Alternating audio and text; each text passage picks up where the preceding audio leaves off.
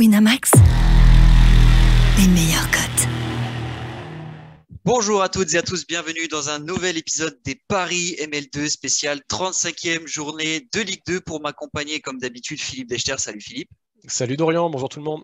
Philippe qui anime la page Les Paris ML2 sur Twitter où vous pouvez retrouver tout le suivi de nos paris placés depuis le début de la saison avec quel est le bilan de la dernière journée là Philippe?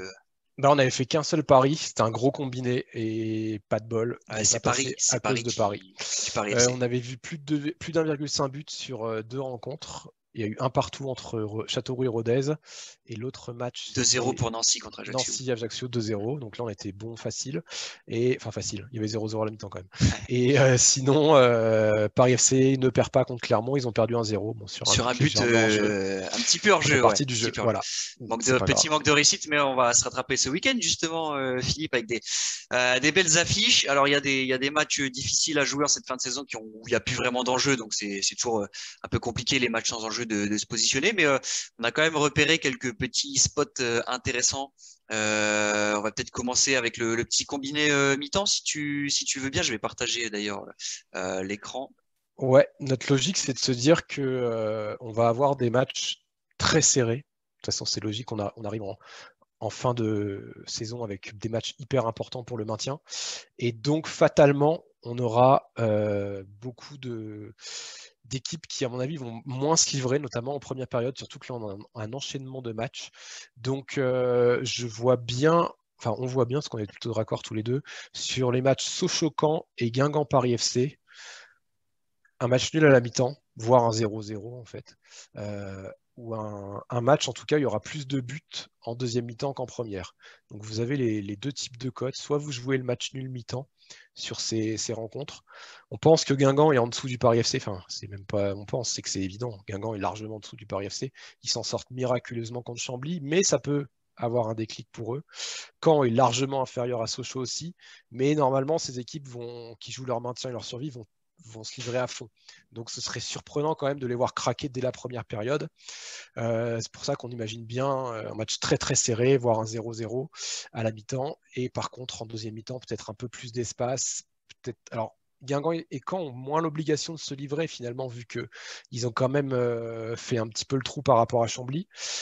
Peut-être qu'ils se contenteront même d'un match nul. Donc c'est pas sûr qu'il y ait plus de buts en deuxième mi-temps. C'est pour ça que le résultat nul mi-temps à combiner comme ça peut être un petit peu sympa, même si clairement c'est risqué. Donc si on fait ça, on fera une petite mise.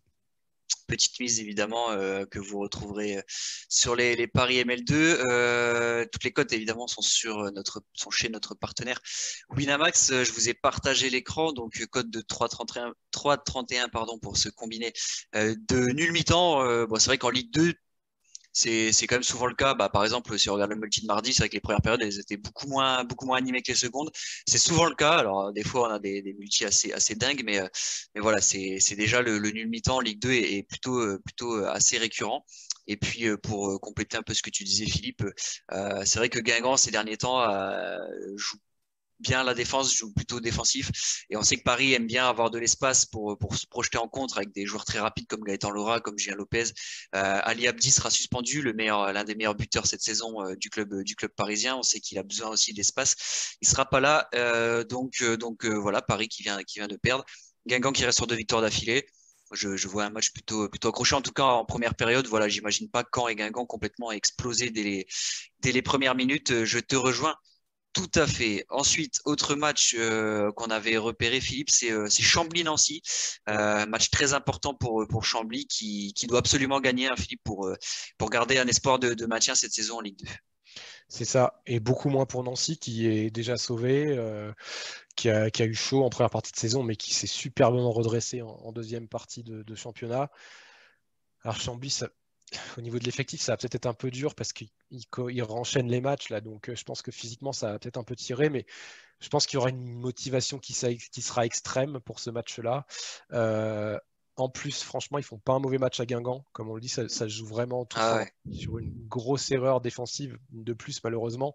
Guingamp en profite, mais clairement, entre la 60e et la 80e, c'était beaucoup plus Chambly qui était proche de remporter le match que de le perdre. Donc, c'est que physiquement, pour le moment, ça va, ça tient. Moi, je compte un peu sur le fait que les Nancéens seront seront moins à fond. Enfin, clairement, ils vont encore jouer à fond les matchs à domicile, mais je les vois pas se déchirer ou se transcender contre Chambly. Donc, même la victoire de C'est Chambly peut c'est jouer. un match qui va faire mal. En plus, voilà, Chambly, dans l'impact, c'est une équipe très athlétique qui lutte pour sa survie, donc il va tout donner quand même un match de coupe. Nancy, même s'ils ont prouvé qu'ils finissaient pas la saison en roue libre, loin de là, ils ont encore battu Ajaccio.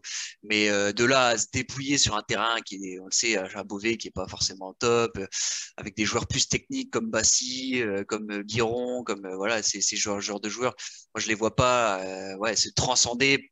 Voilà, eux ils sont maintenus, ils sont tranquilles. C'est vrai que Chambly part normalement avec un peu cet avantage-là dans la détermination au moins. Faut presque, pour moi, la cote de Chambly ou nul va continuer de monter. Comme le week-end dernier, ça avait encore continué de monter jusqu'au coup d'envoi. Peut-être même que le Chambly ou nul en sec qu'il a actuellement est que de 1,50. Peut-être qu'il sera à 1,70 samedi. Et je pense qu'à 1,70, je ne prendrais pas le risque. Je préférerais jouer ça. Parce que le plus d'1,5 but, c'est pareil. Ça peut... Ouais, ça peut très bien s'arrêter à 1-0. Ouais. C'est Voilà, vrai que c'est si Chambly mène 1-0 et qu'ils prendront plus, voilà, ils se livreront plus. Nancy va pas se dépouiller. Voilà, Nancy va pas se dépouiller. Donc effectivement, 2,15 c'est pour voilà, c'est effectivement pour gonfler un peu la cote. Hein, vous l'aurez compris.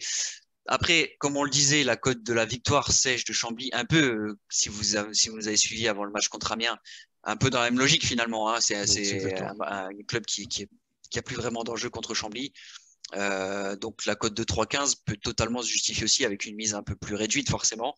Voilà, en tout cas c'est nos pistes de réflexion. Pas dit du coup, comme le dit Philippe, pas dit qu'on valide ce pari-là, Chambly et Mathieu plus de 2,5 buts, plus de 1,5 but, pardon, cote à 2,15. L'avantage aussi du Chambly-Mathieu, c'est que ça couvre quand même aussi un éventuel un partout ou deux partout, parce que Nancy a une très bonne attaque cette saison et marque quasiment à chaque match. Donc ça permet de faire gonfler le total de buts. Maintenant, c'est vrai que bon, est-ce que Chambly va réussir à s'imposer ou au moins ne pas perdre pour garder ses chances de maintien? C'est un peu plus risqué. Donc voilà, à surveiller, comme dit Philippe, la cote Chambly ou match nul, si elle continue de monter, ça peut être intéressant d'ici samedi. Autre affiche qui a retenu notre attention, c'est Auxerre Dunkerque. Et c'est plutôt moi. Je vais assumer si jamais ça passe pas, et si vous me suivez et que ça passe pas, je vois bien Auxerre avec l'handicap de 1 but. Donc Auxerre gagne par au moins 2 buts d'écart à 2,30. Je trouve la cote vraiment très sympa. Pourquoi? Parce que Auxerre à domicile cette saison a déjà réalisé quelques beaux cartons. Hein. Je me souviens du 6-0 contre Niort. Il y a eu oui, 6-0, 4-0 contre Ajaccio, ouais. Ou 4-1 d'ailleurs. Je crois qu'Ajaccio avait marqué. Voilà, il y a déjà eu quelques belles victoires d'Auxerre à domicile, qui est un peu plus à l'aise à la Baie des Champs qu'à l'extérieur.